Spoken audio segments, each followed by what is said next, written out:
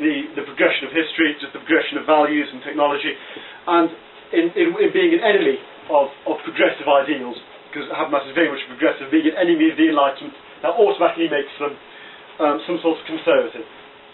And this kind of really kicks Lyotard off. So he was quite happy with Habermas when he was writing about him. He says, well, he's wrong, and this underlies his theory, but he's generally just wrong. And there was quite a lot of respect there. In the afterwards, he's quite vitriolic about him. So he starts off with, this is just the start of the afterwards, you can see immediately how rhetorical it is. This is a period of slackening. I refer to the current of the times. For every direction we are being urged to put an end to experimentation in the arts and elsewhere. And then he goes on quite a lot about, I've read this guy and he's an arse, and I've read this guy and he's unpleasant. And then he comes to the Habermas, and this is the longest.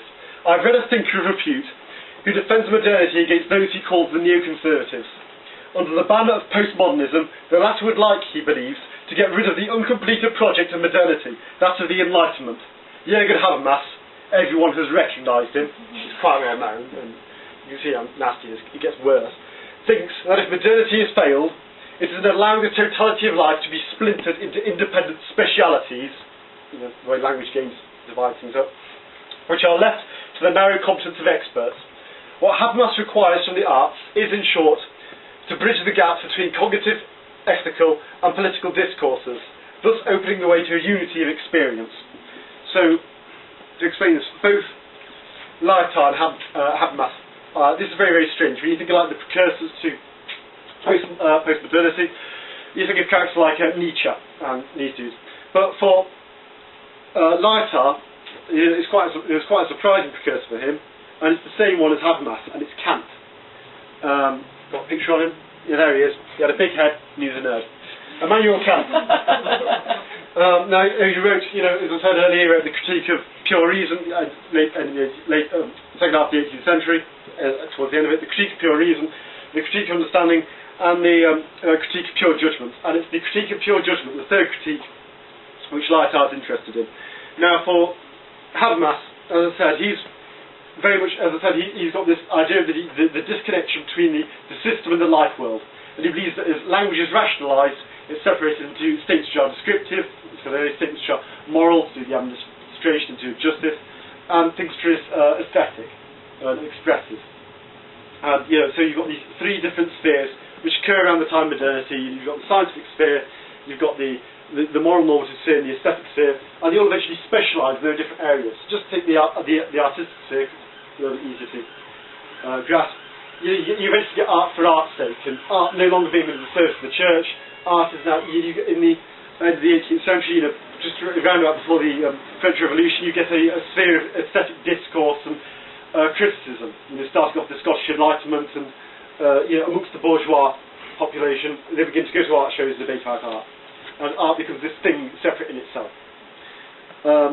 Now, for Habermas, just again to talk about modernity, Habermas does not believe that, like all the other, I say he's a wily one, he does not believe, like all the other Enlightenment thinkers before him, that history just goes on a straight line, just endlessly into the future, and things get better gradually. And that, like Hegel or Marx, there's some sort of zeitgeist one from the other, or with Hegel and then also with Marx, you go from feudalism to capitalism to communism. It's not like that at all. He says that history has developmental logic. He says that it doesn't necessarily develop, it's got a structure of development, same thing in the agreement. But once you get to one stage of the way societies work, it sounds very rational actually, described when you read it. When it gets to one stage, the way society's relations work, then it develops in such a way that it moves to another stage. And it's not the sense of getting better in an normative sense, he's just describing the way it works, how it develops, in the same way as how a tree develops, how a plant develops. It's not necessarily better develops, it's just how it develops. And not only that, things can also degenerate for Habermas as well. Things can also go backwards. To describe this, the best way to think about it is going up and down stairs. You can go up the stairs, you can go down the stairs, and when you go up the stairs, you can kind of look at all the people who are certainly lower than you.